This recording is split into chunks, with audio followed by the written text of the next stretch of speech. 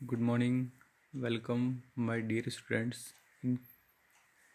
Welcome in class 12th physics, and our chapter is nuclei. Okay. इसमें हम ये पढ़ रहे थे what is the source of nuclear energy. What is the source of nuclear energy? So, the source of nuclear energy is the energy released during a nuclear reaction is called nuclear energy. Okay. Nuclear reaction में जो energy हमें मिलती है या जो energy release होती है उसको हम क्या बोलते हैं? न्यूक्लियर एनर्जी बोलते हैं। ठीक है। अब ये जो न्यूक्लियर एनर्जी है ये दो तरीके से हमें मिलती है, दो प्रोसेस होती है और उन दोनों प्रोसेस में हमें एनर्जी मिलती है। ठीक है। फर्स्ट इज न्यूक्लियर फिजन और second nuclear fusion. Nuclear fission, in which a heavy nucleus splits up into two smaller nuclei. क्या होता है कि एक बहुत बड़ा हैवी न्यूक्लियस मतलब जिसका एटॉमिक मास जो है वो क्या है, बहुत ज़्यादा है। ठीक है। वो स्प्लिट होता है, टूटता है स्मॉल न्यूक्लियाई में, छोटे छोटे न्यूक्लियाई में वो क्या होता है, ब्रेक होता है और liberating a large amount of energy as in an atom bomb. जैसे एक एटम बम जब ब्लास्ट होता है तो उसमें से huge amount of energy release होती है। In the same way in nuclear fission liberates large amount of energy. Okay. तो एक तो प्रोसेस क्या हो गई। दूसरी process nuclear fusion. Nuclear fusion जो है वो क्या है, न्यूक्लियर फ्यूज़न में in which two smaller nuclei fuse together to form a large nucleus. Small nuclei मिल के आपस में फ्यूज़ होके एक बिग न्यूक्लियाई का फॉर्मेशन जो है वो करते हैं। ठीक है। And releasing a large amount of energy as in hydrogen bomb. जिस हाइड्रोजन बम में जो एनर्जी रिलीज होती है सेम यहाँ पर भी इसमें एनर्जी जो है वो क्या होगी, रिलीज होगी। ठीक है। अब न्यूक्लियर फ्यूज़न जो है, न्यूक्लियर फ्यूज़न की डेफिनेशन हम लोग देख लें और इसके लिए केमिकल रिएक्शन क्या होती है वो आप याद रखेंगे। ठीक है। बहुत सारी चीज़ें आप लोगों के सिलेबस से इस बार हटा दी गई हैं, तो इसमें सिर्फ आपको न्यूक्लियर फ्यूज़न क्या होता है, उसकी रिएक्शंस क्या होती है और इनमें डिफरेंस क्या क्या होते हैं। ठीक है। The phenomenon in which a heavy nucleus का मतलब जिसका एटॉमिक मास 230 से क्या है, ज़्यादा है, when excited splits into two smaller nuclei of nearly comparable masses is called nuclear fission. ठीक है। एक ऐसा न्यूक्लियाई जिसका मास एटॉमिक मास 230 से भी ज़्यादा है। ठीक है। उसको जब हम एक्साइट करते हैं तो वो स्प्लिट होता है दो स्मॉलर न्यूक्लियाई में। ठीक है। नियरली कंपेरेबल मासेस और उनके जो मासेस हैं वो लगभग सेम है, तो उस प्रोसेस को हम क्या बोलते हैं, न्यूक्लियर फ्यूज़न जो है, फिज़न जो है उसको बोलते हैं। ठीक है। अब इसके लिए देखिए ये प्रोसेस है, यूरेनियम हमने लिया, ये रिएक्शन आप लोग याद रखेंगे। यूरेनियम जिसका एटॉमिक नंबर कितना है, 92 है और एटॉमिक मास कितना है, 235। इसको जब हम न्यूट्रॉन से बम्बार्डिंग करते हैं इसके ऊपर, न्यूट्रॉन का मास नंबर कितना है, एटॉमिक नंबर 0, क्योंकि इसके ऊपर कोई भी चार्ज नहीं होता है और मास कितना है, 1। तो इस यूरेनियम 92 एटॉमिक नंबर है, एटॉमिक मास 232 है, 235 है, जब न्यूट्रॉन की इसके ऊपर बम्बार्डिंग की जाती है तो दो स्मॉल न्यूक्लिया, एक तो बेरियम और क्रिप्टॉन क्या होते हैं, फॉर्म होते हैं और ये तीन न्यूट्रॉन को क्या करता है, रिलीज कर देता है और कुछ एनर्जी क्या होती है, रिलीज होती है। और ये जो एनर्जी रिलीज हो रही है इसकी वैल्यू कितनी है, 200 मिलियन इलेक्ट्रॉन वोल्ट। अब देखिए इसका एटॉमिक नंबर कितना है, 92 है, तो बेरियम का एटॉमिक नंबर कितना है, 56 और क्रिप्टॉन का कितना है, 36। इसका मास कितना है, 141 और ये 292। ठीक है। जब हम इनको ऐड करते हैं तो ये कितना हो जाता है, लगभग 232 के आसपास, ठीक है, 232 के आसपास दोनों का ये हो गया, ठीक है। ये कितना हो रहा है, 2 और 1 3, ठीक है, 9 और 4 3, और ये 233, ओके। और यहाँ पर जो है ये कितना है, 3 न्यूट्रॉन और बाहर निकल रहे हैं, मतलब ये कितना हो गया 3। यहाँ पहले कितना था, 235 प्लस 1 कितना है, 236 ही हो गया। एटॉमिक नंबर टोटल इधर कितना है, मास कितना है 236, और इधर हमें कितना मिल रहा है 233। तो इन दोनों का और 3 और ये मतलब बराबर हो गए, बैलेंस हो गए इक्वेशन। नंबर देख लें, यहाँ 92 है, ये 0, इधर 56 प्लस 56, ठीक है। तो ये कितना हो गया, 6 और 6 12, 5 और 3 8 और 1 9, ठीक है। ये कितना होगा 92 हो गया आपका। तो इस तरीके से ये रिएक्शन जो है वो क्या हो गई, बैलेंस हो गई है। तो ये फ्यूज़न के लिए रिएक्शन है, आप इसको याद रखेंगे, ठीक है। Fusion products of uranium, fusion products of uranium, और इसके अलग अलग रिएक्शन भी आपको दे रखी है ये यहाँ पर, ठीक है। डिफरेंट डिफरेंट एलिमेंट्स इसके अंदर क्या हो रहे हैं, फॉर्म हो रहे हैं। यहाँ पर एक बार तो जिनोन बन रहा है, स्ट्रांसियम बन रहा है, 2 न्यूट्रॉन निकल रहे हैं। यहाँ पर इसमें मोलिब्डेनम, लेंथिनियम, फिर 2 न्यूट्रॉन यहाँ पे निकल रहे हैं। तो ये रिएक्शन से आप ये वाली रिएक्शन जो इसके अंदर क्या करेंगे, याद रख लेंगे, बस ये वाली, ओके। अब ये जो न्यूक्लियर फिजन होता है, न्यूक्लियर फिजन्स, इसको हम क्या बोलते हैं, एक कंट्रोल्ड रिएक्शंस हम बोलते हैं इसको। ये जो रिएक्शंस होती है ये कंट्रोल्ड होती है, और इसको हम न्यूक्लियर रिएक्टर के अंदर परफॉर्म करते हैं। जब भी केमिकल एनर्जी, न्यूक्लियर एनर्जी से हम इलेक्ट्रिकल एनर्जी बनाते हैं, तो ये जो रिएक्शन है ये एक न्यूक्लियर रिएक्टर के अंदर होती है, और ताकि हम इसको कंट्रोल कर पाएँ, ओके, और जो भी एनर्जी है उसका हम यूटिलाइज कर पाएँ, ठीक है। तो उसके लिए एक हम न्यूक्लियर चेन रिएक्शन जो है वो बनाते हैं। और न्यूक्लियर चेन रिएक्शन किस तरीके से होती है, देखिए ये यहाँ पर देखो, आपको डायग्राम में दिख रहा है इस तरीके से कि ये जो यूरेनियम 235 हैं, जब इसके ऊपर हम न्यूट्रॉन से बम्बार्डिंग करते हैं तो बेरियम और क्रिप्टॉन यहाँ पे निकलता है, ठीक है।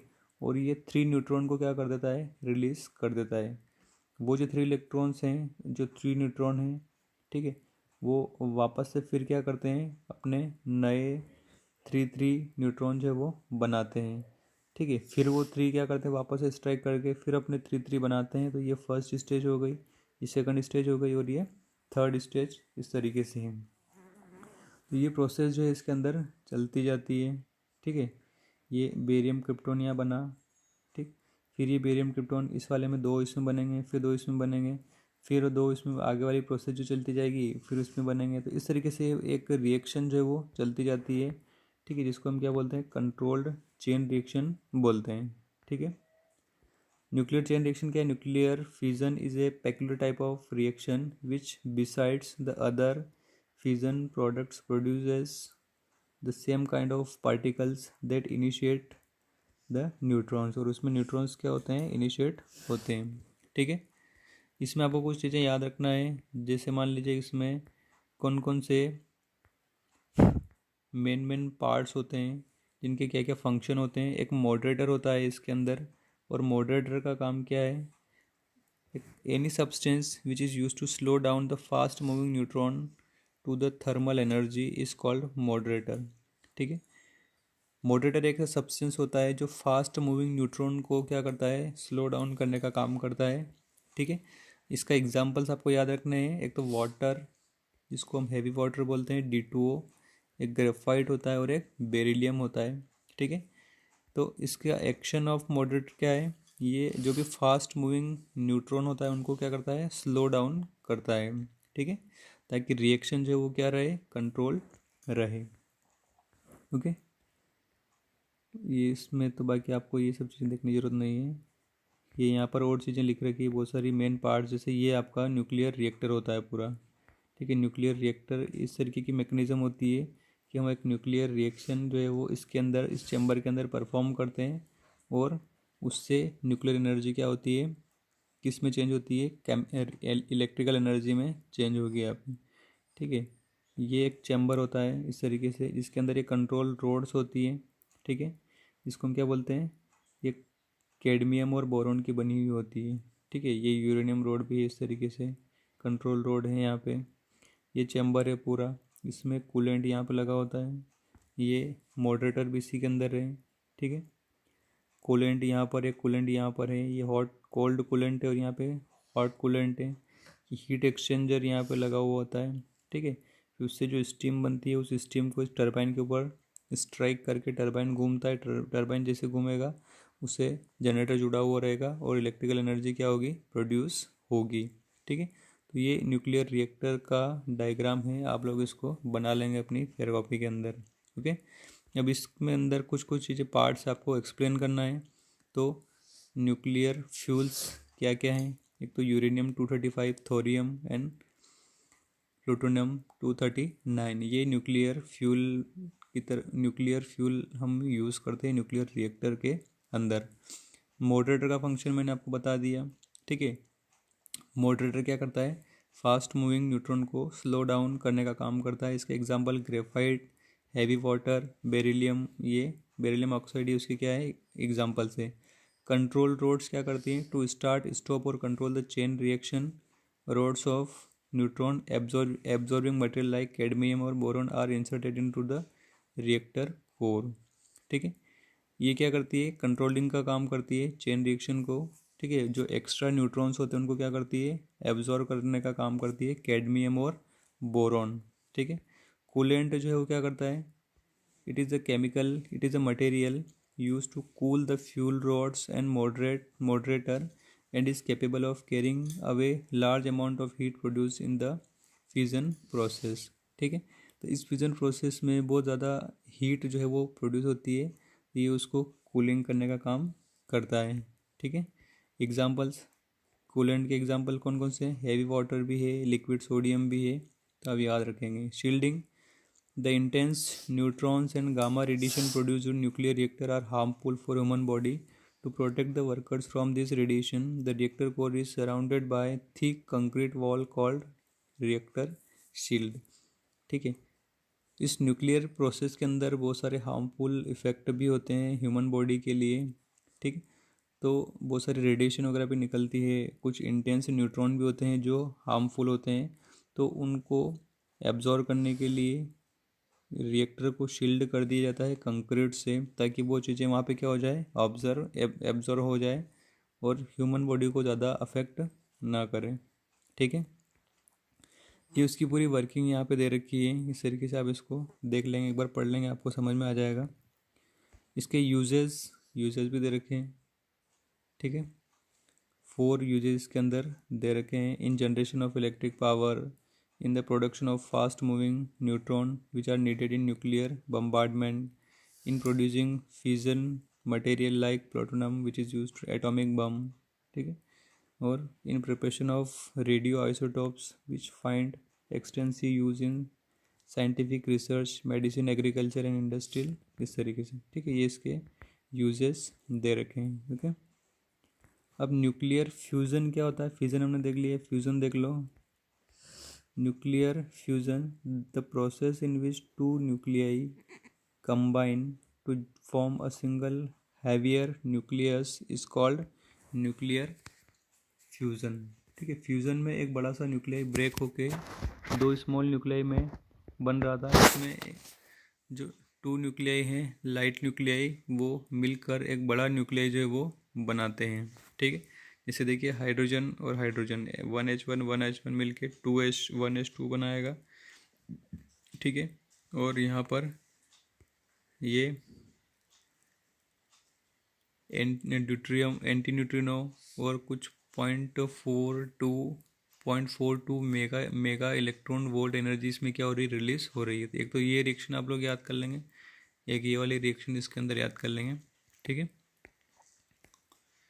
ओके, बस आपको और ज़्यादा इसमें देखने की ज़रूरत नहीं है। एक कंपैरिजन यहाँ पर देखिए, न्यूक्लियर फ्यूज़न वर्सेस फ्यूज़न। ठीक है, दोनों में कंपैरिजन दे रखा है, क्या क्या है। हेवी न्यूक्लियस जब एक्साइट होता है तो ये स्मॉल न्यूक्लियाई में ब्रेक हो जाता है। इसमें लार्ज छोटे लाइट न्यूक्लियाई मिलकर एक हैवी न्यूक्लियर को बनाते हैं। The condition of high temperature and pressure are not necessary for its occurrence. देखिए हायर टेम्परेचर प्रेशर इसके लिए ज़रूरी नहीं है। The condition of extremely high pressure and high temperature are necessary for its occurrence, so it can not be easily carried in laboratory. ठीक है, temperature वगैरह बहुत ज़्यादा चाहिए तो हम वो आर्टिफिशियली लेबोरेटरी में मेंटेन नहीं कर सकते। ठीक है, उसके बाद इसमें क्या है, neutrons are link particles of this process. इसमें न्यूट्रॉन जो है वो लिंक है, protons are link particles of this process. इसमें न्यूट्रॉन है, इसमें प्रोटॉन है। It is a quick process, it occurs in several steps, there is sufficient time gap between initial and final steps. ये बहुत क्विक प्रोसेस होती है, ये थोड़ा सा टाइम डिले होती है। Here the energy available per nucleon is small 0.85 million electron volt, और इसमें जो है वो एनर्जी कितनी है 6.75 million electron volt. The energy obtain from a unit mass of fusionable material is smaller than obtain in case of fusion. ठीक है, इसमें एनर्जी जो है स्मॉल है, इसमें एनर्जी जो है वो क्या है, ज़्यादा है। It produces very harmful radioactive waste. It the products of fusion are harmless. ये हार्मलेस कम है, ये हार्मफुल ज़्यादा है। The stock of fusionable fusion is limited. The fuel required for fusion is available in plenty. ये limited process है और ये हमारे पास में फ्यूल जो है वो बहुत प्रचुर मात्रा में उपलब्ध है, तो हम इसको ईजीली कर सकते हैं। ठीक है, ओके।